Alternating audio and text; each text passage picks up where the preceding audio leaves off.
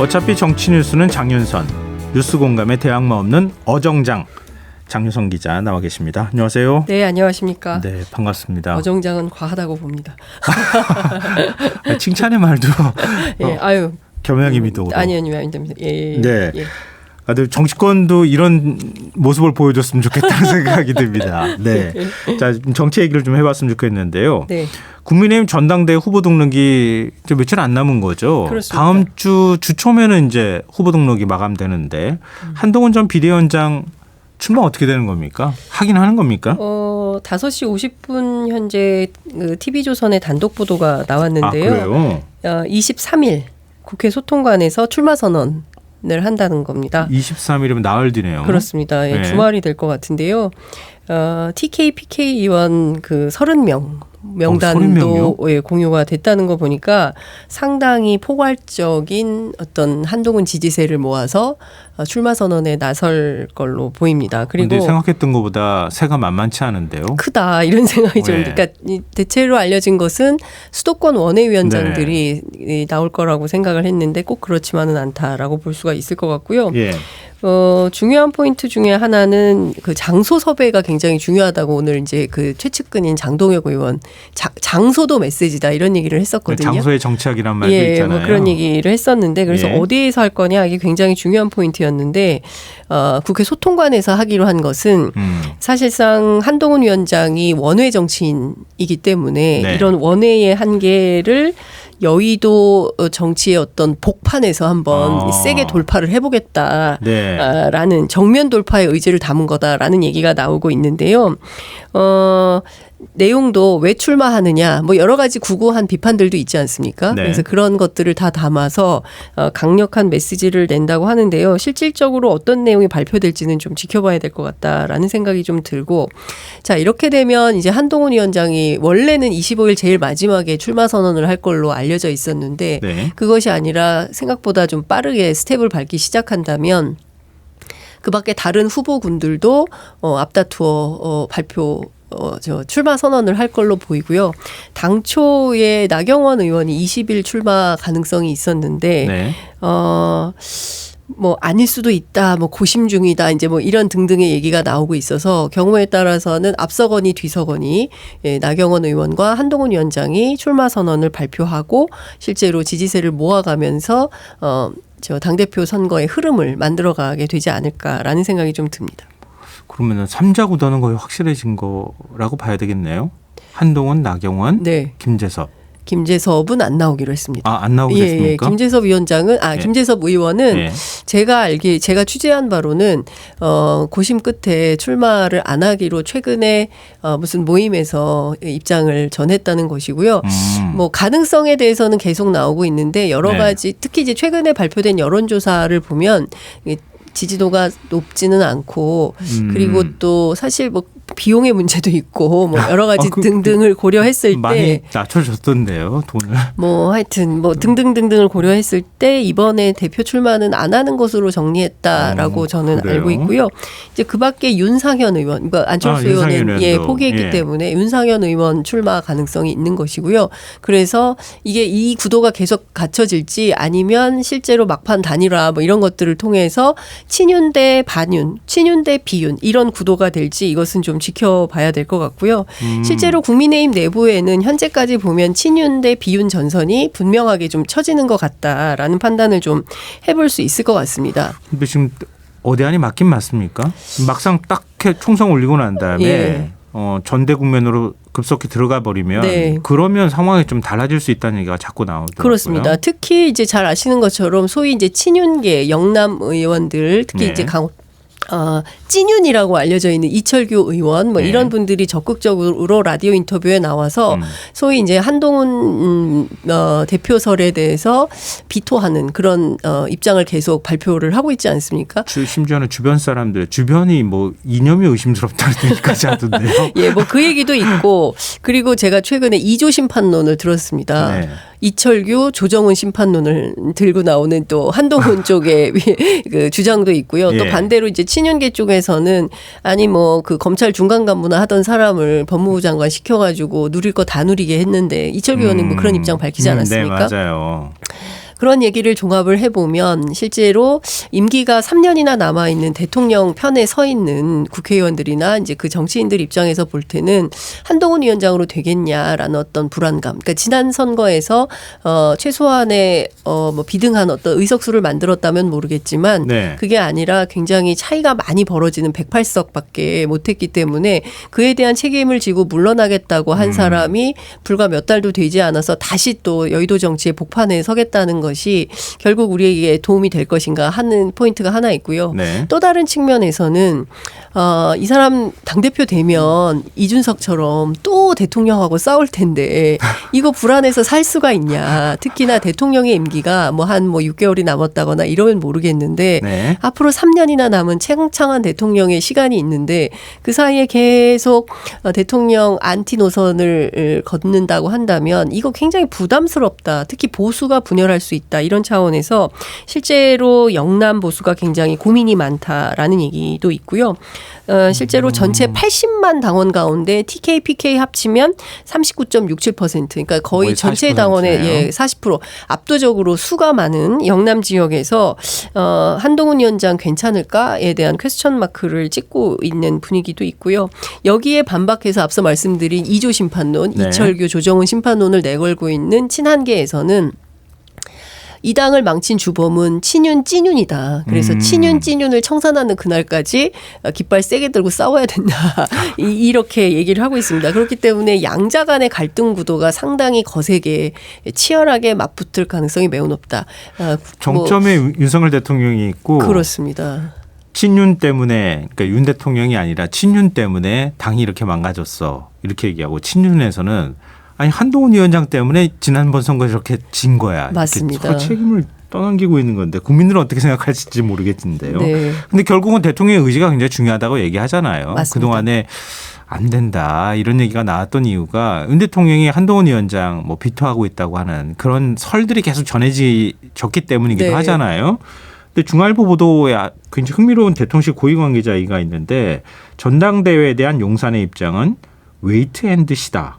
이렇게 얘기를 했다고 하는데 이게 무슨 의미입니까? 지켜보지만은 않을 것 같아요. 근데 이제 일단 이거는 용산의 개입은 없다. 이번 네. 선거에서 용산이 어떤 지난번에 사실은 김기현 대표를 만들어가는 과정에서 사실상 수직적인 당정 관계를 극복해야 된다라는 비판과 문제 제기가 상당히 격화됐었습니다. 그럼에도 네. 불구하고 지지율 4%짜리 후보를 결국에는 찻대고 포대고 아무 말도 하지 않으면 아무 일도 일어나지 않는다라는 식으로 해서 막 후보 정리를 하지 않았습니까? 그래서 네. 결국에는 이제 김기현 후보를 대표로 만들었었는데 그때처럼 하지 않을 거다라는 어떤 입장 표명이라고 볼 수 있는데요. 그런데 정말 그럴 것이냐 관련해서 제가 이제 그 대통령실에 비교적 적확한 정보를 가지고 있는 보수 우파 네. 관계자에게 들어봤더니 네. 어대윤이다 이런 얘기를 합니다. 어대윤? 윤상현?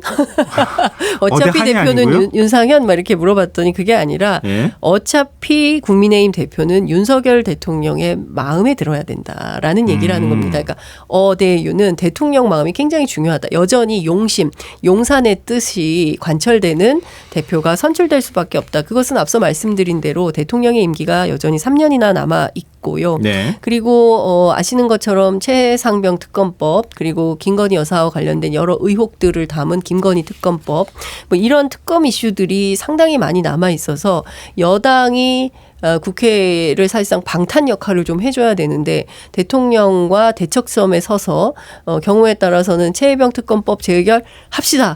김건희 특검법 합시다. 뭐 이런 방향으로 하는 여당 대표가 설 경우에 굉장히 부담스럽다. 부담을 느낄 수 있기 때문에 네. 그런 방향이 아닌 새로운 어떤 대안을 만들려고 하는데 그럼 딱히 한동훈 위원장에 대적할 만한 후보가 누구냐. 근데 그것은 딱히 잘 안 보이는 분위기에서 나경원 의원으로 좀 대충 수렴이 되어 가는데 아직 뭐 출마 여부에 대해서 확답을 못하는 것은 용산의 마음이 나경원 의원에게 확실히 가닿지 않았다는 시그널 아니냐 이런 분석이 나오고 있습니다. 지난 전당대회 때 나경원 의원 강제로 주저앉혔잖아요. 사실은. 그러니까요. 그런데 이제는 친윤들이 힘 모아 나경원을 밀고 있다. 이제 이렇게 되니까 정치는 생물이라고 하긴 하지만 이건 좀 심하다라는 얘기가 좀 있기도 합니다. 네, 하여튼 앞서 한동훈 위원장하고 같이 이제 그 출마 선언할 때 한 30명의 의원이 참석한다고 하는 거, 그 세가 과연 어느 정도 영향을 미칠까? 결국 조직세가 굉장히 중요하지 않겠습니까? 그렇습니다. 그 부분을 좀 한번 지켜보면 어떨까 싶고요. 국회 원구성 문제도 얘기해봤으면 좋겠어요. 추경호 국민의힘 원내대표가 법사위원장, 운영위원장을 1년씩 민주당하고 여당씩 돌아가면서 맡자, 이러면서 중재안을 제시를 했다고 하는데 협상안을 제시한 거죠. 협상안을 제시했는데 저는 이제 이것도 두 가지 갈래에서 봐야 될 것 같은데요. 국민의힘 내부가 단일 대우가 아니라는 얘기입니다. 그러니까 일각에서는 강경파들이 득세하면서 지금 이 분위기에서 우리가 무릎 꿇고 들어가서 11대 7로 상임위 배분받고 정상적으로 국회 운영을 하는 것은 이른바 이제 민주당의 어떤 그 독주 프레임에 말려드는 꼴이다 해서 절대로 국회에 들어가서는 안 된다라는 주장하는 강경파가 있고요. 네. 반대로 계속 그렇게 버티는 것이 무슨 의미가 있겠냐. 여당으로서 자기 역할도 해야 되고 당장 21일 날 최혜병 특검법 있는데 최혜병 특검법 관련된 입법 청문회 있는데 들어가서 최소한 방어라도 좀 해줘야 되는 거 아니냐라는 이런 찬반 양론이 좀 있는 가운데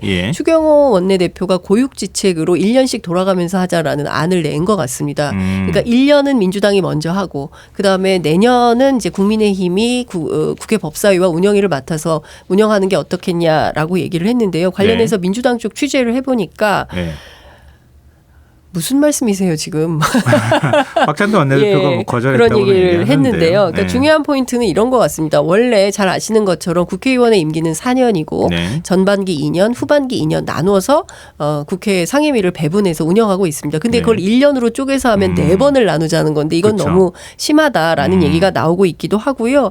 큰 틀에서 이미 국회 사무처에서 의석수에 따라서 배분해서 11대 7로 배분을 하지 않았습니까? 이것을 수용하는 태도 가 민주주의를 그러니까 수용하는 그런 태도가 아니겠냐라는 얘기도 나오고 있고요. 그러나 민주당의 고민도 있습니다. 말씀하신 대로 민주당이 주도로 하는 일종의 이제 독주 그리고 뭐 독식 이런 프레임에 계속 그 갇히기 때문에 그 독식 프레임을 벗어나기 위해서 새로운 어떤 절충안을 낼 필요가 있어서 오늘 두 가지 얘기를 했는데요. 하나는 좋다. 1년씩 돌아가면서 합시다. 대신 모든 법안들에 대해서는 다수결로 결정합시다. 그리고 윤석열 대통령이 거부권 행사 안 하는 걸로 합시다. 근데 법안은 원래 다수결로 결정하는 거 아닙니까? 근데 다수결로 결정하지 않고 여야 합의로 그동안 관례적으로 해왔죠. 그러니까 어떤 법도 여야 합의가 안 됐기 때문에 표결 처리하지 않겠다 뭐 이런 방식이었죠. 과거에는 그렇게 했었는데요. 지난 21대 국회는 여야 합의가 안 되면 회의도 열지 못하고 국회 본회의도 못 열고 국정조사도 결정하지 못했지 않았습니까? 김진표 의장이. 그래서 그런 측면에서 보자면 21대와는 좀 다른 국회가 구성돼야 된다라는 판단을 민주당과 또 의장도 그런 판단을 하고 있기 때문에 아마도 추경호 원내대표가 제안한 이 의제는 거절 가능성이 높고 또 민주당에서 제안한 거부권 행사를 하지 마십시오라는 제안도 국민의힘이 받아들일 수 없기 때문에 아마도 당분간 국회는 공전될 걸로 보이는데요. 당초 내일 오후 2시에 원래 매주 오후 2시에 이제 국회 본회의가 열리기 때문에 민주당에서는 내일 열어서 마지막 그 7개 그리고 22대 전반기 임시회가 7월 3일 날 아마 끝나는 걸로 알고 7월 4일이군요.